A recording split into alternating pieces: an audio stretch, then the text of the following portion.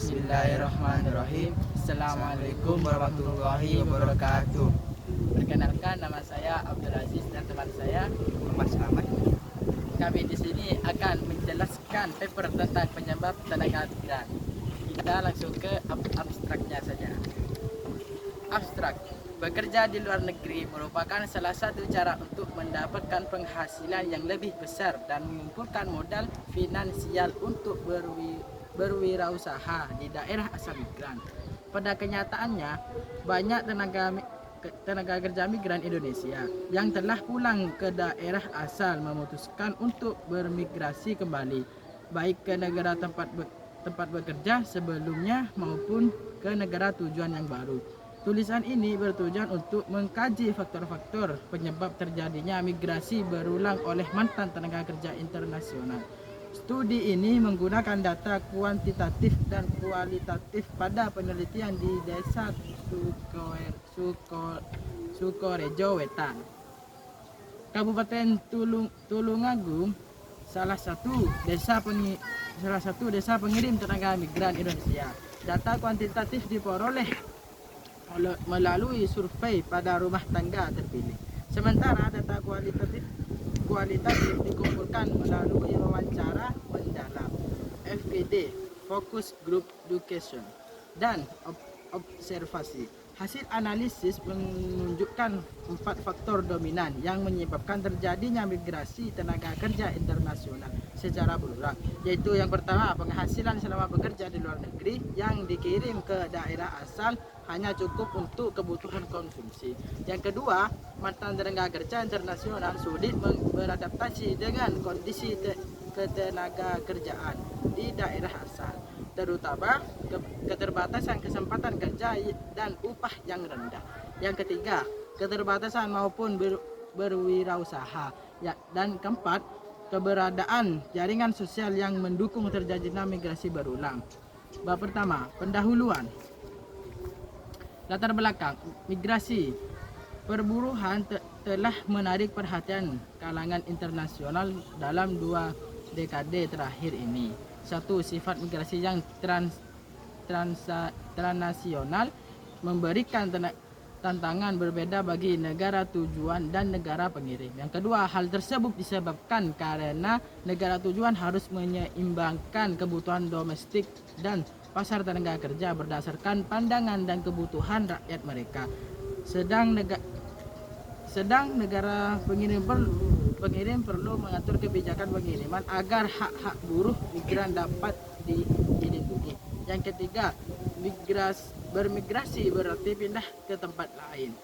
Migrasi eksternal atau migrasi adalah sebutan ketika perpindahan itu terjadi dari sebuah negara ke negara lain. Sedangkan migrasi perburuan adalah istilah yang digunakan untuk mendeskripsikan perpindahan yang dilakukan oleh orang dari suatu tempat ke tempat yang lain dengan tujuan bekerja atau menemukan pekerjaan.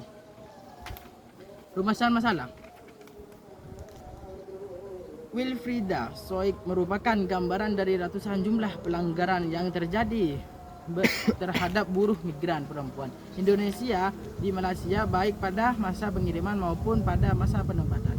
Ia direkrut melalui jalur tidak resmi, mengalami penganiayaan ketika kerja, hingga mendapatkan vonis hukuman mati karena mencoba membela diri dari siksaan dilakukan majikannya.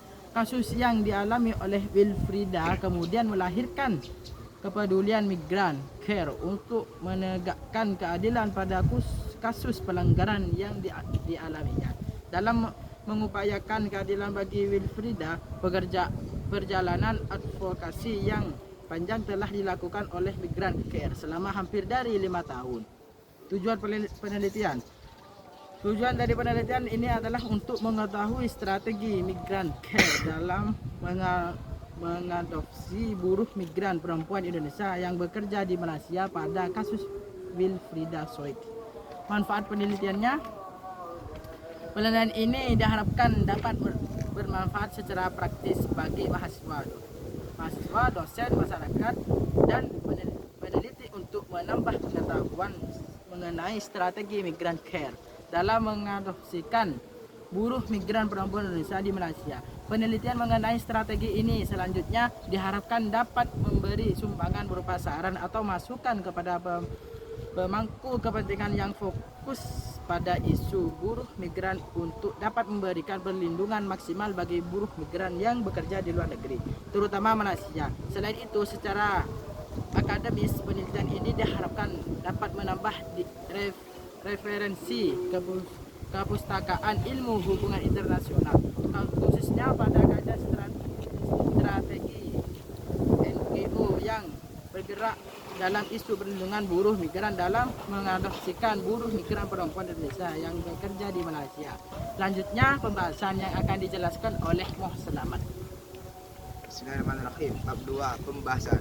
Secara umum penelitian mengenai strategi dalam menangani kasus tertentu banyak dilakukan. Untuk itu dalam penelitian ini penelitian terpijak pada penelitian terdahulu yang memiliki topik ataupun tema yang sama dengan judul yang peneliti angkat. 11 studi pustaka pertama adalah tesis yang dibuat oleh Ana Sabban Aziz, Perempuan Kebijakan Perlindungan Buruh Migran Perempuan Indonesia masa pemerintahan Susilo Bambang Yudhoyono 2004 dan 2010. Penelitian ini berfokus pada studi terhadap perlindungan buruh migran perempuan Indonesia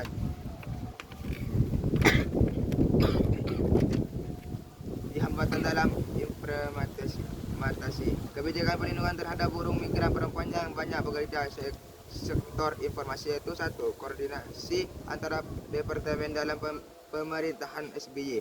Dalam pemerintahan SBY, banyak departemen yang terlibat dalam penempatan dan perlindungan buruh migran perempuan Indonesia di Malaysia. Namun keterlibatan ini tidak disertai dengan pembagian tugas yang jelas antar satu lembaga. 2. Kualitas mau antara Indonesia dan Malaysia yang masih jauh dari bentuk perlindungan terhadap buruh migran perempuan Indonesia di Malaysia menjadi hambatan dalam implementasi kebijakan perlindungan pada MAU. Di tahun 2006 tertulis bahwa pemegang paspor adalah majikan tempat buruh migran bekerja, tidak ada batasan upah minuman dan tidak ada cuti liburan sekali dalam seminggu. MAU antar kedua negara tidak berawal dari ratifikasi CEDAW yang telah ditandatangani kedua negara Indonesia 1984 Malaysia dan 1995 Malaysia. Dan yang ketiga, Malaysia tidak mengatur perlindungan secara rinci buruh di sektor informal dalam Employment Act 1995 yang merupakan UU Ketenaga Kerjaan Malaysia. Pengakuan akan hak-hak buruh migran di sektor domestik hanya terbatas pada masalah yang penyelesaian kontrak dan bukan perlindungan. Dan bab 3, penutup. Kesimpulan, salah satu strategi yang dilakukan sebagai TKI untuk menyiasati keterbatasan kesempatan kerja di dalam negeri adalah pekerja di luar negeri, khususnya negara-negara maju yang mengalami kekurangan tenaga kerja. Selain itu, perbedaan upah di negara asal dan negara tujuan berkontribusi untuk terjadinya migrasi tenaga kerja internasional dikarenakan berbagai faktor yang memfasilitasi aktivitas migrasi, seperti kemudahan memperoleh beragam informasi mengenai negara tujuan dan kemudahan transportasi serta komunikasi. Arus migrasi tenaga kerja internasional menjadi semakin besar dengan arah yang jual makin luas.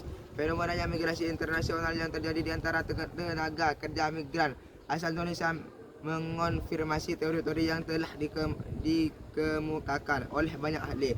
Bekerja sebagai tenaga kerja migran di luar negeri tidak hanya untuk mendapat penghasilan yang pada kenyataannya lebih baik dibanding pendapatan dengan pekerjaan yang sama di dalam negeri. Idealnya kesempatan ini juga menjadi cara untuk mengakumulasi modal finansial melalui tabungan, baik dari remitansi maupun tabungan di luar negeri yang akan digunakan sebagai modal untuk membuka kegiatan ekonomi berwirausaha setelah kembali di daerah asal. Hal ini terutama bagi mereka yang tidak memiliki akses memperoleh kredit untuk modal usaha. Dengan menjadi wirausaha, para mantan migran tidak lagi tergantung pada kesempatan kerja yang terjadi dan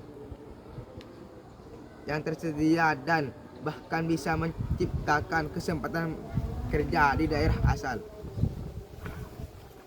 Oke, Terima kasih penjelasan dari kami. Assalamualaikum Assalamualaikum warahmatullahi wabarakatuh.